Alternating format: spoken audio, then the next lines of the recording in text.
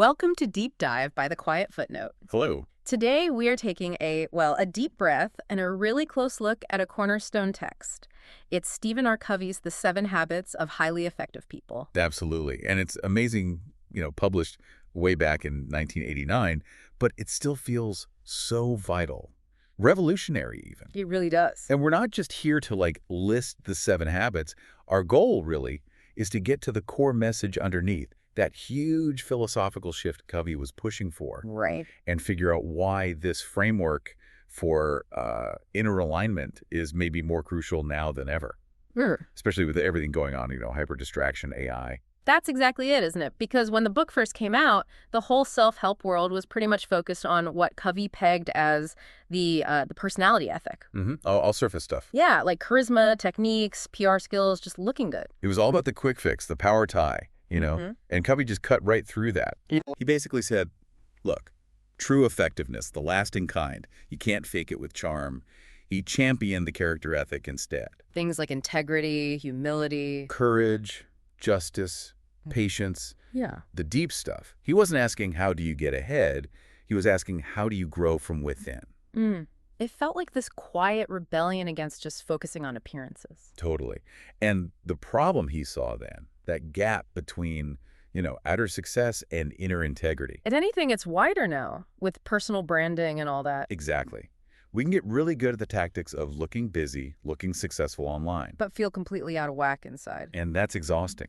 Covey was brilliant at spotting that inner erosion. He had that great line. Oh, the one about talking your way out. Yeah. You can't talk your way out of problems you behaved yourself into. It just nails it. Substance has to come before style. Okay, so let's unpack that foundation. He starts with this climb, right? From dependence to independence. The private victory. That's the bedrock. You have to master yourself first. If you haven't won that inner battle, well, good luck with the outer ones. So, habit 1. Be proactive. Sounds simple, maybe even a bit cliche now. Maybe. But the way Covey frames it is revolutionary. It's about responsibility, but centered on this tiny concept. The space between stimulus and response. That space. That space is everything. It's where our freedom lives.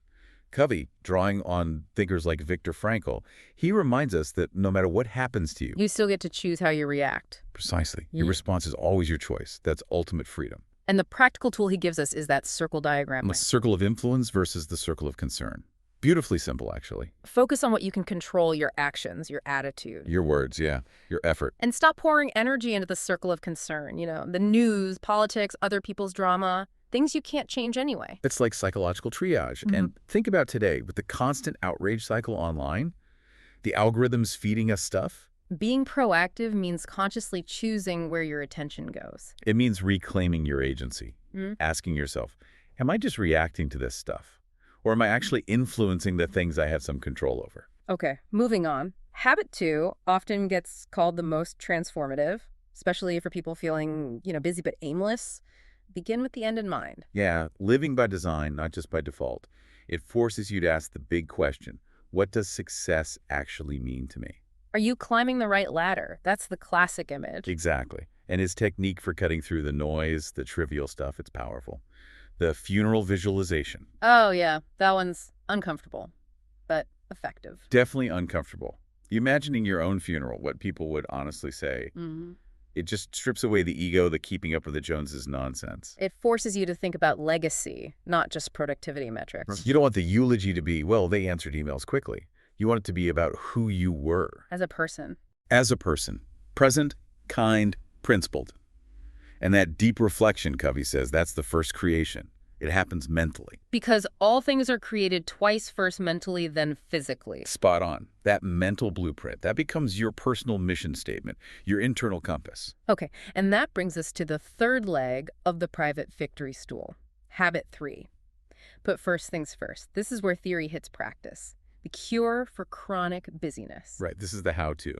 And the main tool here is the time management matrix. Urgent versus important. We all know this one, conceptually at least. Urgent important in quadrant 1, crises. Urgent not important in Q3, interruptions. Right, and not urgent, not important in Q4, time wasters. Most people live bouncing between Q1 and Q3, firefighting and reacting.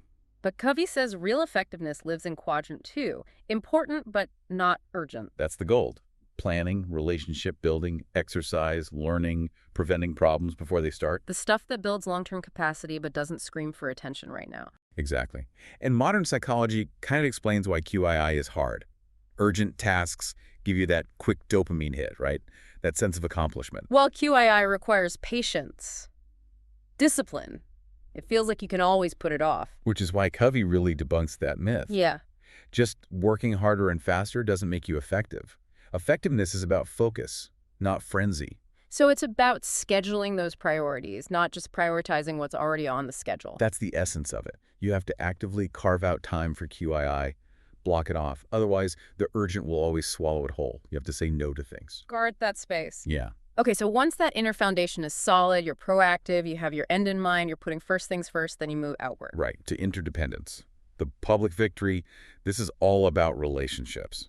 And habits 4, 5, and 6, they seem to challenge a lot of common, maybe cynical views about how the world works. Definitely. They push back against those transactional, zero-sum myths. Habit 4. Think win-win. This isn't just a negotiation tactic. No, he presents it as a whole philosophy. A philosophy based on abundance, not scarcity. It directly attacks that belief that for me to win, you have to lose. That win-lose is just the natural way. Covey called anything less than win-win a kind of human bankruptcy. Because even if I win in the short term by taking advantage of you. The relationship is damaged, trust is gone, long-term loss. Exactly. And to make this concrete, he gives us that brilliant metaphor, the emotional bank account.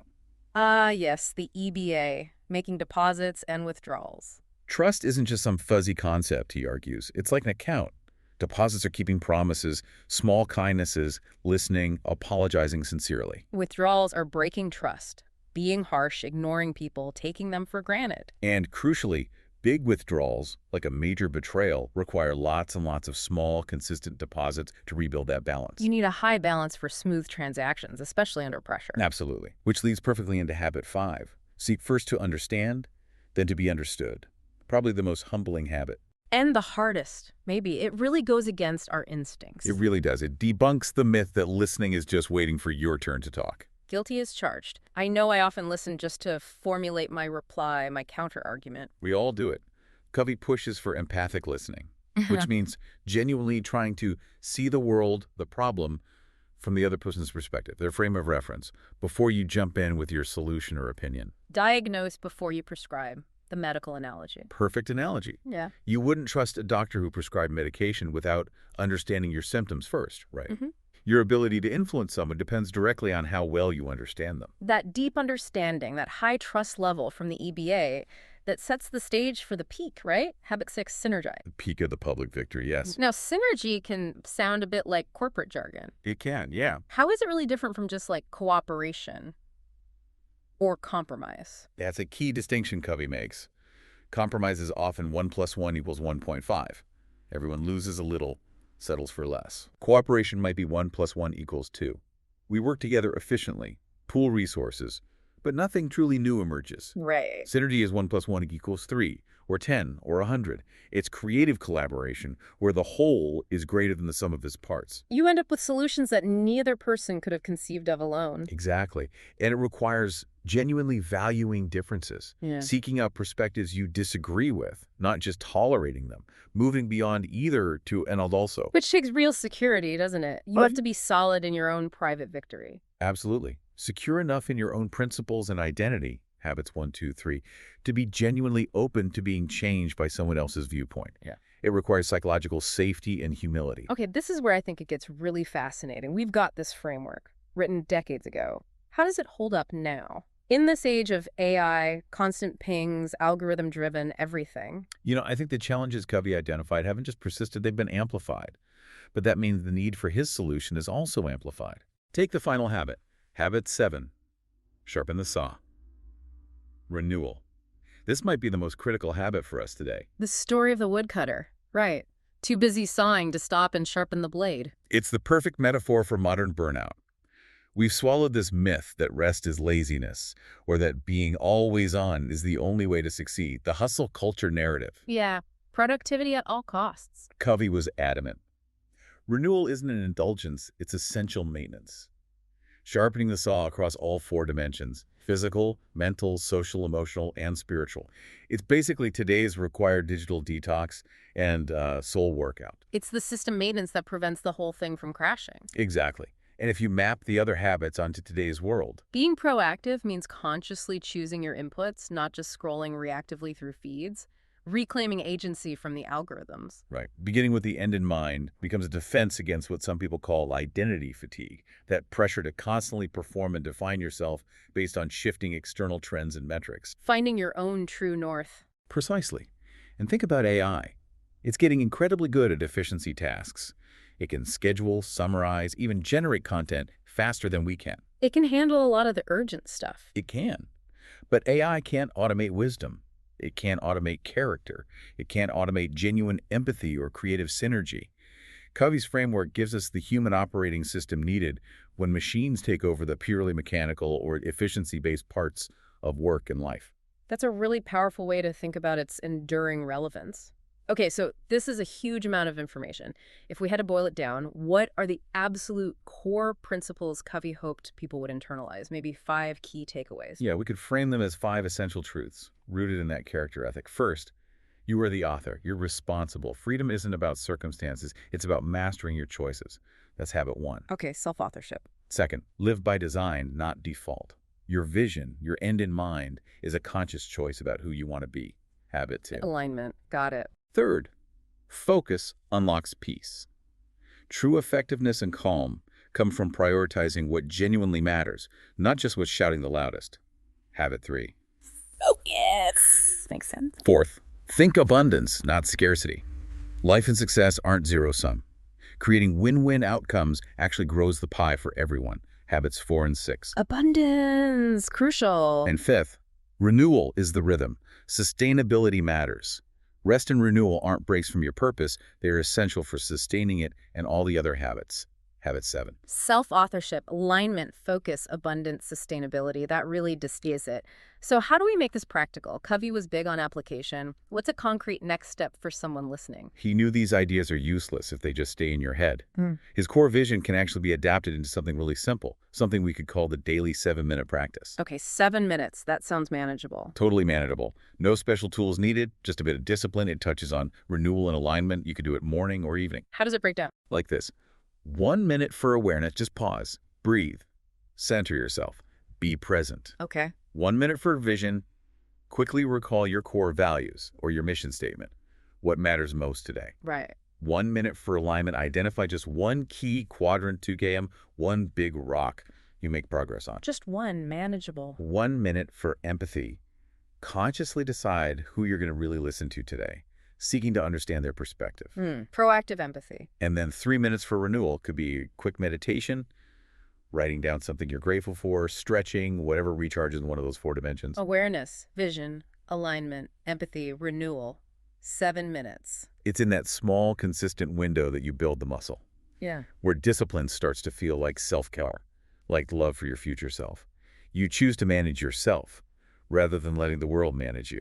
It brings it back to that core idea, doesn't it? This book wasn't really about just being effective in a superficial corporate way. Not at all. It's about becoming more deeply human, more ethically whole. That underlying message. Effectiveness is love disguised as discipline. The goal isn't just getting ahead, it's growing whole. Beautifully put. So, we leave you with a final thought to chew on, building on that core idea of habit 1, the freedom to choose your response. Think about your last day or so. What's one single reactive behavior, maybe something online, maybe at work, maybe at home, where you're essentially letting circumstances or algorithms dictate your values and your response? Where are you outsourcing that choice? And what's one small choice you can reclaim today to start living more by your own design?